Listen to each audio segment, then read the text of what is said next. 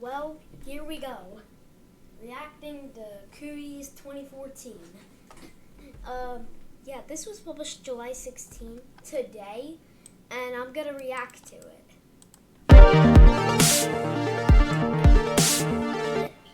Welcome to the Kill Count, where we tally up the victims in all our favorite horror movies. I'm James A. Janice, and today we're looking at Cooties, which premiered at Sundance in 2014. Though I had heard of this movie before, I never got around to watching it until I saw that it was one of the most requested kill counts via email. So, proof that matters. deadmeatmovies@gmail.com. Cooties is another zomcom, heavy emphasis on the com, if the cast of sitcom actors and comedians didn't give that away. This is that Leo meme for early 2010s comedy, with a whole lot of people you'll recognize, all led by Elijah Wood in the lead role. Wood was also a producer of this movie through his company Spectre Vision, which also made Mandy and Color Out of Space. Very purpley productions. But whereas those two later features are outside the box and idiosyncratic, Cooties is a run-of-the-mill affair that mostly rests on its admittedly fun premise. A zombie-like virus is spreading through prepubescent carriers, spelling doom for this staff at an elementary school. Again, great idea. I love seeing scary zombie kids.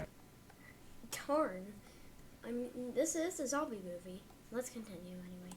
But a lot of the humor is obvious and feels first draft. Even though this was filmed in 2013, the jokes seem 4 or 5 years out of date. We can't ask the kids to give up something we're not willing to, so hand over that crackberry. It also suffers from a common problem when it comes to horror comedies. The second and third acts run out of steam as the jokes are shoved aside in order to follow the beats of a screenplay. What really hurts Cooties at that point is the fact that its characters are shallow and its story isn't riveting. I found myself a little bored, to be honest. All of those problems are underlined by an ending that just sort of happens, with no satisfying climax or resolution. But hey, plenty of people loved this movie and found it hilarious. And if you're looking for gory kills delivered by zombie kids, you're probably gonna have a good time. In fact, there's just enough blood here to make me want to have a sponsor for this episode. Raycons are awesome, lightweight wireless earbuds that still offer premium sound with plenty of powerful bass. I think they look mighty cool in their variety of colors and patterns, and I like that they don't have dangling stems, which I've always thought looked silly. Best of all is how snug they are inside your ear holes, with a noise-isolating fit that won't come loose. Not even if you're working out on your ridiculous muscle machine. Lately, I've been using mine to listen to one of my favorite new podcasts, Off Her Chops. My Raycons let me hear everything crystal clear as I do stuff around my yard, like try to grow grass. It's not going very well. Raycons give you 6 hours of playtime and a 45-day free return policy, so you can try them now without any risk by going to buyraycon.com/deadmeat, which will also give you 15% off your order. That's buyraycon.com/deadmeat for 15% off your order today. Will these zombie kids score enough kills to advance to zombie high school? Let's find out and count them up.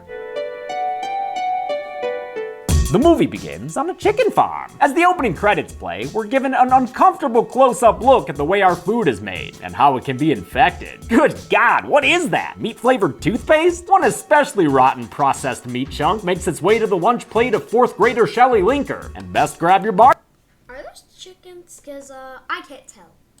bags, y'all, because this meat's oozing black pus. And title card! It's also oozing title card. Elijah Wood plays Clint Hadson, a wannabe writer working on a Stephen King-type story. Chapter 1. The boat was evil, but he didn't know just how evil. He's back in his hometown of Fort Chicken, Illinois, after failing to find success in New York City. But whatever, dude, your mom's Kate Flannery from The Office, and your shelves have got Chucky and Godzilla on them, and A Child in the Night. Today, he's substitute teaching at his elementary school from 25 years ago. Go Roosters! And finding out that kids and parents are a bit different than when he was a lad. When school's over, you come straight home. Fuck you, Mom. Oh, yeah? Fuck. Principal Sims, who's played by the film's co-writer Ian Brennan, co-creator of Glee and Scream Queens. Clint's cell phone is confiscated, his butt is ball bounced, and he's directed to the teacher's lounge to meet the rest of the cast. Kinda closeted, flamboyant art teacher Tracy Lacey is played by Jack McBrayer, the immortal Kenneth in 30 Rock. Tracy's cultural cartoon antithesis is Rebecca Halverson, a pro-gun, Bible-thumping, state-hating conservative who's played like an SNL character. Because the government of the state of Illinois doesn't trust the citizenry enough to pass safe, sensible conceal and carry laws. Not surprising, since actor Nassim Pedrad was still an SNL cast member at the time. Clint is mostly interested in Lucy McCormick though, his old high school crush played by Allison Pill of The Newsroom. She's happy to see him, even though she's dating the phys ed teacher. Wade Johnson, pleased to meet you with meat to please you. Wade's a dismissive alpha male who drives an extra big ass truck. Dude, look at that truck. That's so big, actually. and he's played by Rainn Wilson, last seen on the kill count becoming a fishy guy. Alright, that's the main cast. I've introduced them all. Oh, except for Doug Davis, a science teacher so socially inept he has to study small talk. God, it's a scorcher out there, huh?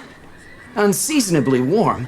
Keep trying, bud. The Brick Tamlin-like Doug is played by Leigh Whannell, co-writer of this film and titan of the genre, thanks to Saw and his techno-dystopian directed works. It was Leigh Whannell who thought that Cooties should be a horror comedy after producer Josh C. Waller came up with the title and premise. It's a comedy. And they were like, well, we were thinking more of a horror, and my response was, but it's called Cooties. Whannell and Ian Brennan teamed up to write the screenplay, with each of them focusing on their strengths. From the creator of Saw and the creator of Glee, we like to joke about that as being a tagline. Whannell would do scare passes, while Brennan drove the comedic dialogue, though it was Whannell who wrote in the joke where it's hard to say dual rear wheel. Dual rear wheel. The script only had it as a single line though. It was Rainn Wilson who decided to do an extended riff on the bit. Dual real. Dual real. That infected meat nugget has left Shelley Linker feeling nasty, and it doesn't help that she's being picked on by these two shit stains. If my butthole had a butthole, that tries to connect with his class of pill-poppin' prepubescents, but dude, gotta watch your kerning with a name like that. Cunt? What? No. He tries to convince them that he's a cool writer guy, and even has them read his manuscript aloud. I love when Elijah Wood plays these failures who project a facade of success. I just wanted to say to them, like, guys, I'm a writer who moved here from New York City.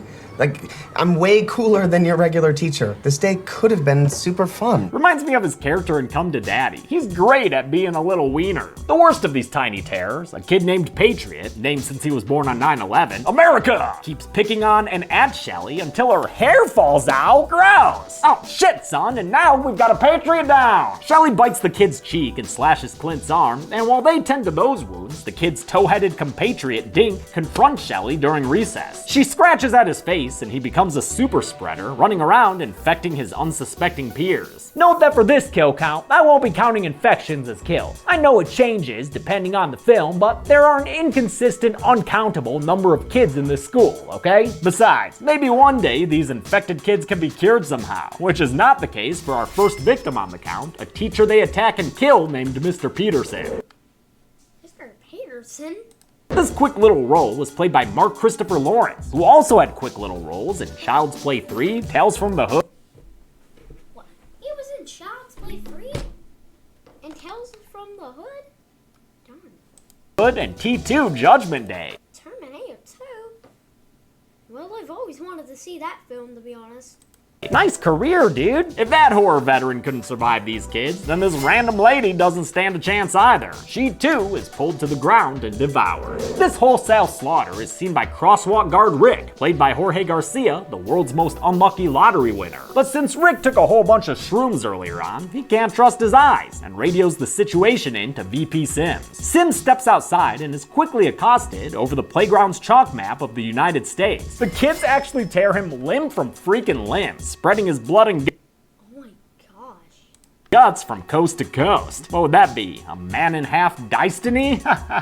I'm watching too much They Talk. It's only now that the teachers notice what's going on. Or maybe Leigh Whannell just started watching one of his own movies. Oh look, carnage. Wade sizes up these bloody roaring kids and makes a run for it, using his all-state football skills to get past them. He locks them outside, not realizing that Patriot is already inside, and that the infected little flag waver has killed Mrs. Gordon, who worked in the principal's office. Wade gets to the teacher's lounge, and the faculty watches out the window as local cop Sheriff Dave arrives. And remember, Dave, if they ask you if you're a cop, you're like obligated to tell them. Why? And they're liable to bite your fingers off. It's in the Constitution. Dave's played by Matt Jones, last seen on the kill count in Brightburn missing a job. And his luck's no better in this movie since he gets jumped by Shelley Linker in his back seat, who kills him with a blood splatter. Patriot gets inside the teacher's lounge and Wade chucks him into a rolly chair, which is hilarious. But the Patriot acts persistently and keeps attacking until he finds a war. He kills an unnamed teacher after pushing her into a cabinet. Who is that lady? I don't know, dude. That's why I just said she was unnamed. The teachers follow Wade, who's brash and confident, though not as much as this random guy who says he does CrossFit. He gets outside and is immediately killed by the rabid kids. They come across a kid named Calvin who hasn't been infected, and they take him as they flee upstairs into the music room, just in time before Patriot breaks free and lets the other kids inside to spread democracy, or the infection. With a momentary rest, the teachers question what's going on. I blame rap music. And Calvin posits that the other kids have cooties. They've got something all right, and it is nasty.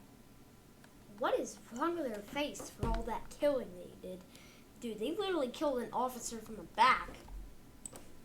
They have a yelly arguing scene that's full of improvised dialogue. Some of it makes me laugh. Fucking rip your face off with their little teeth. Big teeth have About a lie, a bit too cutesy for me. Oh, you sneak around, huh? Sneak around like a little hobbit. Considering how many comedians were part of this cast, it's not surprising that there was a lot of improvisation on set. How do you propose we get down there? It certainly would involve a violin. A guitar then, whatever. It's impressive that they were able to be wrangled by the film's first-time feature directors, Jonathan Millot and Carrie Murnian, collectively known as Honest. Their two films since Cooties are one about Texas seceding, starring Batista, and that Becky film that has Kevin James looking all scary. Clint's tummy starts feeling rumbly, and when the others see that he was scratched by Patriot, Wade forces him into quarantine. Oh, it's okay, Clint. Lucy will wait for you out there. Yep, we got a love triangle, even if we don't know what to do with it. As the teachers hole up, the kids have a bloody good time, including Rainn Wilson's son Walter, who's the one jumping rope with an intestine. I'll go ahead and count this as a kill, too, because that head looks like a new person to me. After a while, Clint recovers from his illness, and they all go to the roof to flag down a parent for help. This woman, Mrs. Dopkins, is played by Rebecca Marshall, whose death in Saw 3D was a runner-up in my top 10 Saw kills video. She's here to pick up her son Racer, played by Aiden Lovecamp from the Paranormal Activity series, but she doesn't notice there's something wrong with the little bastard. He gets in the car, infects his baby brother just off screen, and Mrs. Dopkins is killed by her zombie baby as the teachers watch from afar. That's a bad baby. The teachers save a kid named Tamra, who doesn't appear to be infected, then run back inside to the school's auditorium where Wade slams the door shut on most of the Cootie kids. Dink, that child of the damned, makes it through, and Wade's forced to kill the infected boy by beating him to death with a fire extinguisher. I like that this moment is treated so seriously. I mean, dude just cracked open a 4th grader's melon. That's Well, Rip Dink, the little kid, he got infected. Tried to kill them. some messed up shit. As Doug goes to examine Dink's body in black blood, Lucy learns that Tamra was at some point scratched on her back. Yep, better lock that kid in the bathroom just to be safe about it. We hear through Hurley's radio that the virus has spread through town, leaving the teachers stuck in the school past dark. But I'm pretty sure those bodies out there are Sims and the teachers I already counted, so calm down. I guess nighttime's the right time to develop that romantic subplot, so we get an argument between Lucy and Wade about whether or not she likes Clint. A pretty big issue for him, considering the plans he had. I bought you a ring yesterday, Lucy. I think it's stuff like this that really hampers Cooties. Lucy was written to be a, quote, aggressive optimist, and Allison Pill is perfect at playing that part. You know how I be the terrorist after 9/11? With a positive attitude. It's true. She did. But I don't think we know enough about her character otherwise to make these dramatic beats interesting. I don't know what Lucy wants or what would be best for her. It's especially deflating because, like most other parts of the movie, there's no resolution in the end. Doug deduces that this virus kills the brain's white and gray matter, but only for the infected who... Holy crap. That's their brain when they're infected by the virus? Darn.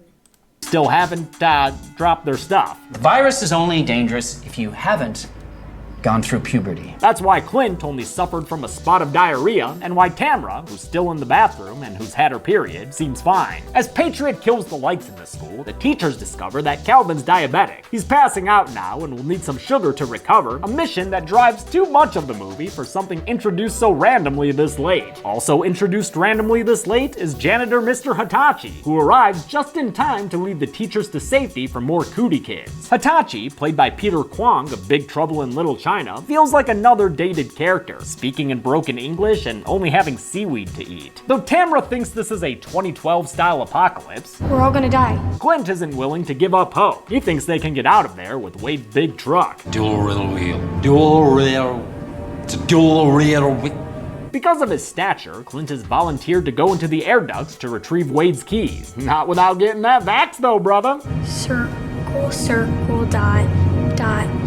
Now you have a cootie shot. Since Wade is still acting jealous about Clint, Lucy boils over in frustration and yells that she hates all her teacher peers. Another moment that never has any sort of follow-up. She then climbs into the air ducts where she joins Clint, but sadly doesn't escape more back and forth bickering between the boys. They climb out of the vent into the teacher's lounge so they can get something from the vending machine for Calvin's blood sugar. A shrieking zombie girl interrupts the candy bar purchase and brings Patriot missiling his way into the office to chase after them through the air ducts. They deliver the candy and keep moving until they get to the library, where they block the vent and discover the body of a teacher identified as Mrs. Hanford. In the library, Clint admits that he was also a teacher in New York, which he originally thought would allow him to be a writer during his free time. But as it turns out, there is no free time. Teaching's the hardest job in the world. I like the sentiment in this scene, as well as in another where Wade similarly laments their occupation's underappreciation. It's like, fuck you, man.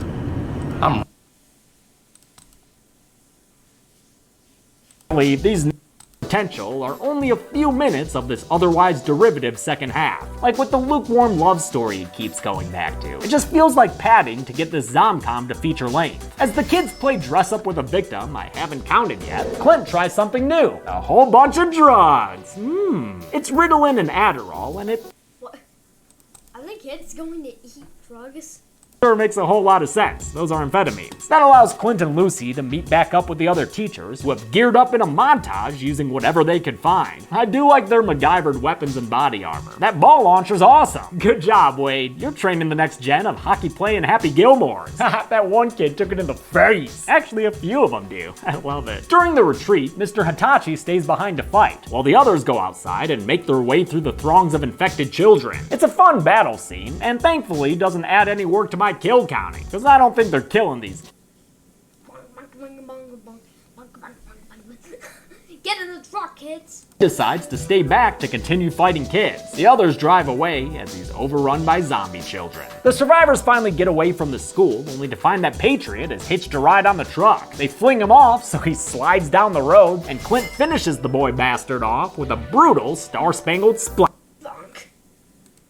They drive to the next town over, Danville, with whom they have a dumb small-town rivalry that I love. Well, I'd feel worse if all these dead people weren't from fucking Danville. Every small town's got its counterpart it hates for no reason. The Shelbyville to your Springfield, the Sunnyvale to your Shadyside, the Wyandotte to your Southgate. And yeah, Rebecca mentioned dead people. There are 10 background bodies that editor Josh and I were able to count, seen strewn about in the streets and on the sidewalks. They run out of gas here on this studio backlot, I think it's Warner Brothers, and resort to hoofing it. They pass some TVs that show the virus has spread through the entire Great Lakes region, and they also see that chicken nuggets likely started the whole thing. There's not really any reason for them to learn this now though, or for Doug to start talking about acquiring a sampled nugget for a vaccine. The movie's almost over, and there's no resolution to any of that. Instead, we've got one more set piece with a bunch of zombie kids who show up for more growling and chasing. The adults escape through an open door that leads them to a black screen for a while. When they jiggle their mouse and turn their monitor back on, they find themselves amidst a birthday party. And it looks like the birthday kid wished for a couple of extra bodies on the count. Wish granted. Now blow out those candles. Turns out they wandered into a Chuck E. Cheese-like children's entertainment center, and the teachers quickly learn that the zombie kids have followed them inside. They're about ready to tear the place down when Wade and Mr. Hitachi show up to save the day. This playscape ending is different than the one Cooties had when it premiered at Sundance. In the original ending, the adults wound up in the woods, sitting around a campfire until zombie kids showed up for a cliffhanger. When Lionsgate bought the film for distribution, they gave them enough money to shoot this newer, bigger ending. Unfortunately, it still doesn't resolve any storylines. The survivors run outside to a van driven by that character you forgot was even in this movie. Wade traps the kids inside the playscape and delivers a funny, cool guy one-liner. I'm giving you kids an F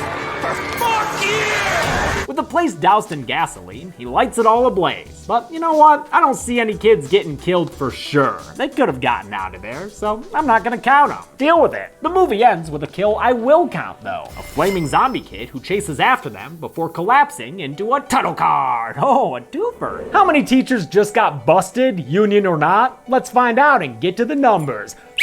Go, go, go!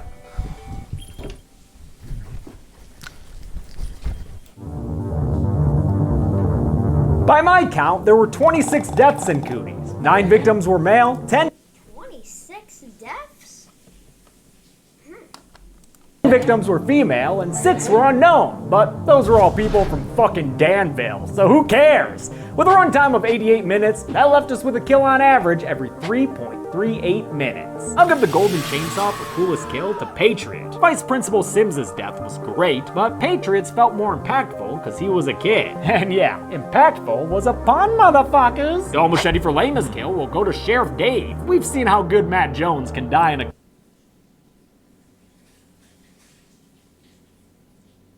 Cooties premiered in 2014, but had its wide release in 2015. Those years can be different sometimes. Until next time, I'm James A. Janice. This has been the Kill Count. On the next Kill Count.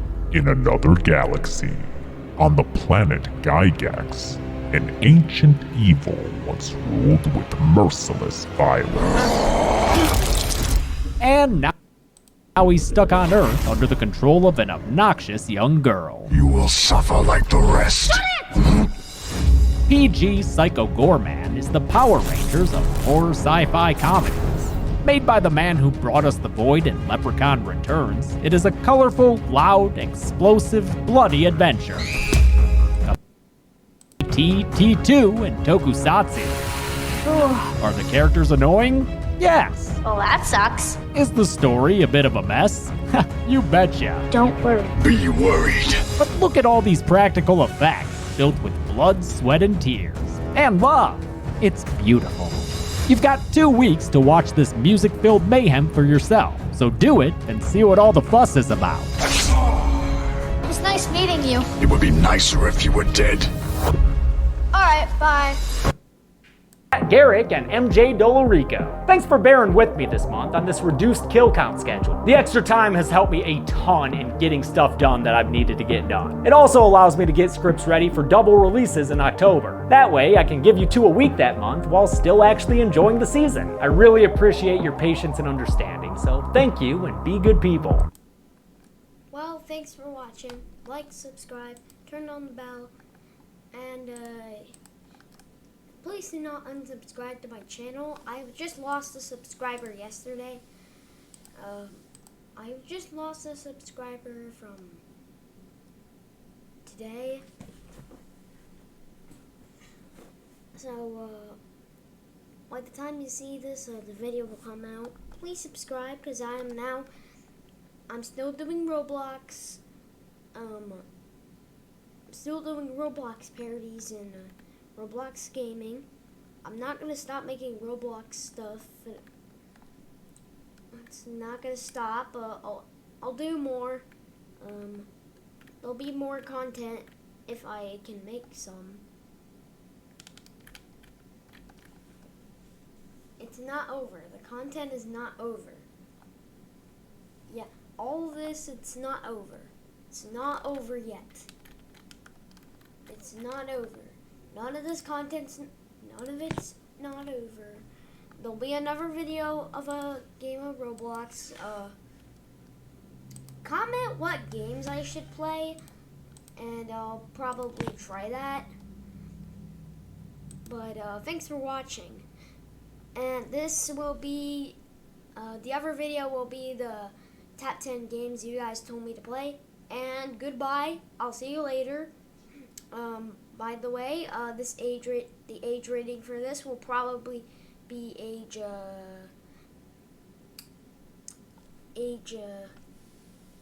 it'll probably be age 16 or so, but it's not clearly a bad age.